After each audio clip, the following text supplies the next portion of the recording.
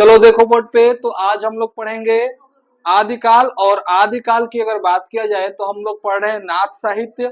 नाथ साहित्य में हम लोग पढ़ चुके हैं कि नाथों की संख्या कितनी होती है, और नाथों में सबसे प्रसिद्ध नाथ कौन है। ठीक है, तो अगर बात की जाए नाथों की संख्या, तो नाथों की संख्या कितनी है, 9 है। और सबसे प्रसिद्ध नाथ कौन है, तो गोरखनाथ जी है। और नाथों की शुरुआत किसने किया था, तो नाथों की शुरुआत किए थे सरहप्पा। हाँ? कहाँ से ध्यान भटक रहा है, ये सिद्ध साहित्य को नाथ साहित्य में घुसा दे रही है। हाँ? इतिहास का पेपर देने जाएगी तो हिंदी लिख कर आएगी, या हिंदी का पेपर में जाएगी तो ज्योग्राफी लिख कर आएगी, तब तो हो गई पास, नंबर नहीं कटेगा, फेल हो जाएगी। हाँ, दोबारा देना पड़ेगा, इधर का उधर करोगे तो क्या होगा। तो नाथों की बात किया जाए तो इस 9 गो है। अगर बात की जाए सबसे प्रसिद्ध तो गोरखनाथ जी, और शुरुआत करने वाले आदिनाथ। ठीक है, अब हम लोग थोड़ा सा कल पढ़ लिए थे कि नाथों की संख्या 9 है। और इसको याद करने का हम लोग का ट्रिक क्या था, सबको याद होगा कि एक गोभी लेंगे और पानी में क्या करेंगे, उतर जाएंगे और सहज जल में जाकर नाचेंगे, यानी गोभी नाच सहज जल में। गो से गोरखनाथ, भी से भीमनाथ, फिर गोभी क्या था, गोभी नाच, फिर ना से नागार्जुन, चौ से चरपटनाथ, स से सत्यनाथ, भ से हरिश्चंद्र नाथ, फिर ज से जलंधर नाथ, फिर ज से जड़ भगत, फिर और म से मत्स्येंद्र नाथ। ठीक है, मत्स्येंद्र नाथ, मलयज क्या है, मलयार्जुन। ठीक, अब हम लोग आते हैं, थोड़ा सा जान लेते हैं कि 9 नाथों में जो सबसे प्रसिद्ध हैं, हाँ, गोरखनाथ। ठीक, जिनके नाम पे क्या है, जगह भी है, यानी जिसको बोलते हैं गोरखपुर। ठीक, और इनका एक बहुत ही प्राचीन मंदिर है जो बाबा गोरखनाथ के नाम से क्या है, प्रसिद्ध है। तो इन्हीं के बारे में हम लोग जानेंगे थोड़ा बहुत। ठीक, पता नहीं। अब आते हैं गोरखनाथ जी, तो ये कब थे, 13वीं शताब्दी में। कब की बात हो रही है, 13वीं शताब्दी की बात हो रही है। इसी टाइम पे जो महान नाथ साहित्य के संत थे गोरखनाथ जी, उनकी बात हो रही है। तो गोरखनाथ का इनका जन्म की बात किया जाए तो जन्म कहाँ हुआ है, सबको पता है, गोरखपुर उत्तर प्रदेश। ठीक, में इनका जन्म हुआ है, गोरखपुर उत्तर प्रदेश में। ठीक, अगर बात किया जाए तो ये नाथ योगियों में सबसे अधिक प्रभावशाली थे। ठीक है, यानी कि ये नाथ योगियों में, नाथ योगी, योगी मतलब किसी को पता है कि नहीं पता है, हाँ, ये साधु मतलब नाथ साधु संतों में सबसे प्रसिद्ध कौन थे, गोरखनाथ जी। तो ये नाथ योगियों में सबसे अधिक,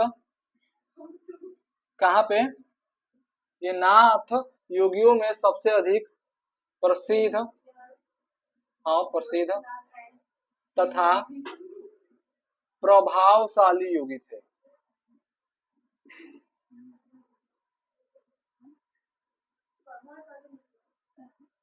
अब इनका प्रभाव इतना है कि आज भी लोग कहाँ पे जाते हैं, गोरखपुर या फिर कहीं भी जाने, मतलब हाँ, तो इनके मंदिर में बहुत सारे लोग मन्नत मांगने जाते हैं बाबा गोरखनाथ।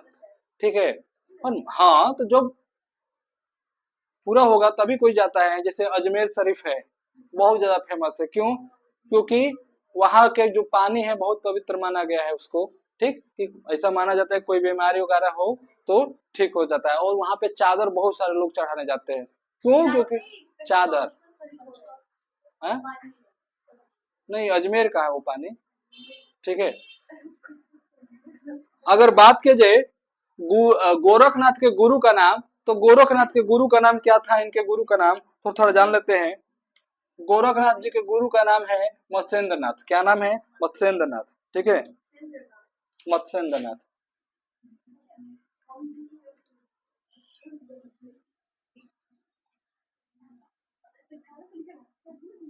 इनके गुरु जी का नाम है मत्स्येंद्र नाथ। ठीक, हाँ।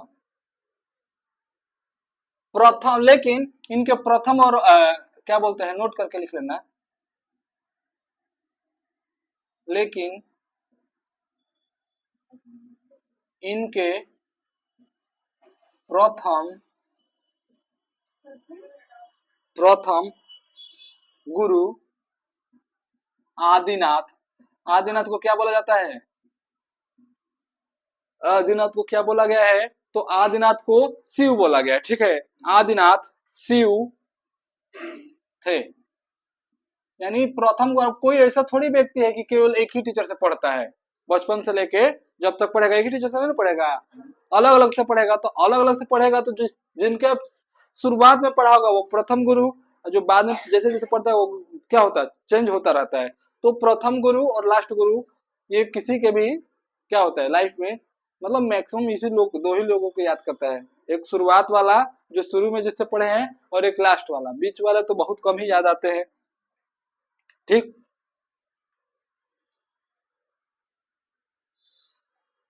जो हजारी प्रसाद द्विवेदी जी हैं, हिंदी के बहुत ही मशहूर लेखक हुए हैं, उन्होंने गोरखनाथ जी को अपने युग का सबसे बड़ा नेता कहा है, या सबसे बड़ा योगी कहा है। ठीक है,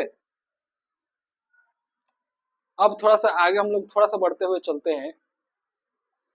अगला पॉइंट इंपॉर्टेंट है, गोरखनाथ की समस्त रचनाओं का संग्रह, गोरखनाथ की समस्त, ये क्वेश्चन आ सकता है, समस्त रचनाओं का संग्रह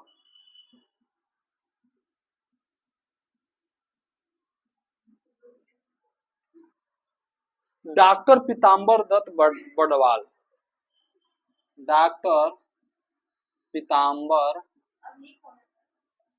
बता रहे हैं, डॉक्टर पीताम्बर दत्त बड़वाल, बड़वाल, डॉक्टर पीताम्बर दत्त बड़वाल, ठीक है, ने 1930 ईस्वी में, 1930 ईस्वी में गोरखबानी शीर्षक से किया था, गोरखबानी शीर्षक से किया था।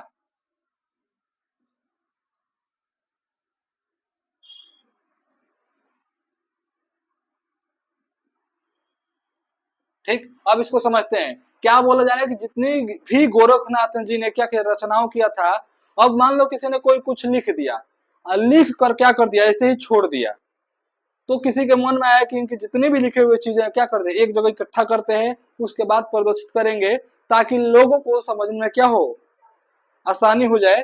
तो डॉक्टर पीताम्बर दत्त अग्रवाल जो हिंदी के कवि है, उन्होंने क्या किया, इनकी जितनी भी रचनाएं हैं एक जगह इकट्ठा किया, और उसको गोरखबानी शीर्षक से क्या किया, लोगों के सामने प्रस्तुत किया। मतलब कि जैसे ये कोई भी बुक होता है तो क्या करते हैं हम लोग, पेज को इकट्ठा करते हैं, उसके बाद इकट्ठा करने के बाद उसका कुछ नाम रहता है बुक का, उसके बाद वो प्रदर्शित हो जाता है, प्रदर्शित मतलब कि कंपनी के द्वारा मार्केट में उपलब्ध करा दिया जाता है। ठीक है, हाँ, गोरखनाथ के कुल 40 ग्रंथों का उल्लेख करते हुए 14 को प्रमाणित माना गया है। तो गोरखनाथ के 14 प्रमाणित ग्रंथ हैं, कितने हैं, 14। गोरखनाथ जी के 14 प्रमाणित ग्रंथ हैं।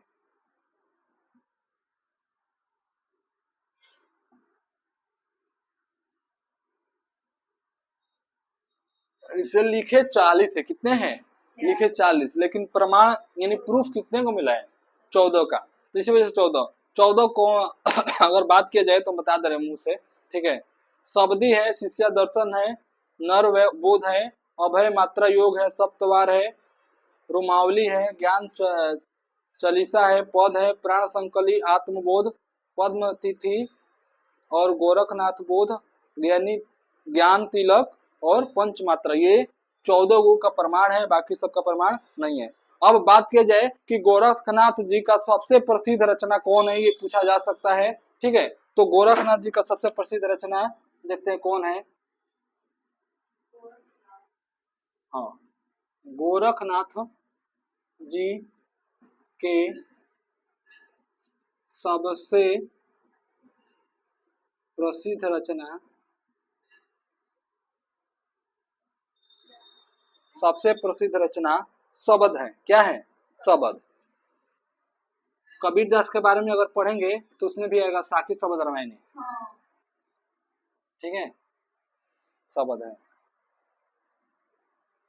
और कबीरदास से क्वेश्चन आते हैं तुम्हारे बोर्ड एग्जाम में, उनकी रचनाओं से क्वेश्चन आता है कि कबीरदास की रचनाएं बताइए। हाँ, और बहुत ठीक है। अगर बात किया जाए कि हिंदी में शिव भक्ति को प्रारंभ करने का श्रेय अगर किसी को जाता है तो गोरखनाथ जी को ही जाता है। गोरखनाथ जी ने हिंदी में शिव की भक्ति करने की क्या किया है, शुरुआत किया है। उनका देखे देखिए आज भी लोग क्या करते हैं, शिव की भक्ति करते हैं। ठीक, अब थोड़ा सा इस चीज को हम लोग समझ लेते हैं गोरखनाथ जी के बारे में या नाथ साहित्य के बारे में। तो अगर बात किया जाए, हम लोग पढ़ रहे हैं आचार्य रामचंद्र शुक्ल के अनुसार काल विभाजन हिंदी का इतिहास यानी साहित्य, जो हमारी बोर्ड एग्जाम में या जो हमारा बुक का नाम है हिंदी साहित्य, उसके बारे में पढ़ रहे हैं। तो हिंदी साहित्य को आचार्य शुक्ल जी ने 4 भागों में बांटा है। एक आदिकाल, दूसरा भक्ति काल, तीसरा रीतिकाल, चौथा आधुनिक काल। तो हम लोग शुरुआत किए हैं, अभी पहला चल रहा है हम लोग का क्या, आदिकाल, जिसको वीर गाथा काल के नाम से भी जाना जाता है, जिसका समय है कितना है समय, आदिकाल का हाँ 1050 से लेकर 1375 विक्रम संवत माना गया है। ठीक है, तो आदिकाल में हम लोगों ने मेन था रासो साहित्य, उसको पढ़ लिया है। सिद्ध साहित्य उसको पढ़ लिया है। नाथ साहित्य ये भी आज कंप्लीट हो गया। ठीक, तो नाथ साहित्य में जो हम लोग का मेन 9 नाथों में से एक जो गोरखनाथ जी है उनके बारे में पढ़ना था। तो गोरखनाथ जी 13वीं शताब्दी में थे और इनका जन्म गोरखपुर उत्तर प्रदेश में हुआ है। ये नाथ योगियों में सबसे प्रसिद्ध नाथ माने जाते हैं। इनके गुरु का नाम मत्स्येंद्र नाथ था, लेकिन प्रथम गुरु यानी पहले गुरु का नाम इनका क्या था, आदिनाथ, जिनको शिव के नाम से भी जाना जाता है। गोरखनाथ की समस्त रचनाओं का संग्रह डॉक्टर पीताम्बर दत्त बड़वाल ने 1930 ईस्वी में गोरखबानी शीर्षक से किया गया है और ये यूपी टीजीटी पीजीटी दोनों में आया हुआ है, केबीएस डीएसएसबी दोनों में आया हुआ है। मतलब कि जो टीचर की तैयारी करते हैं वहां पे ये क्वेश्चन पूछा गया है।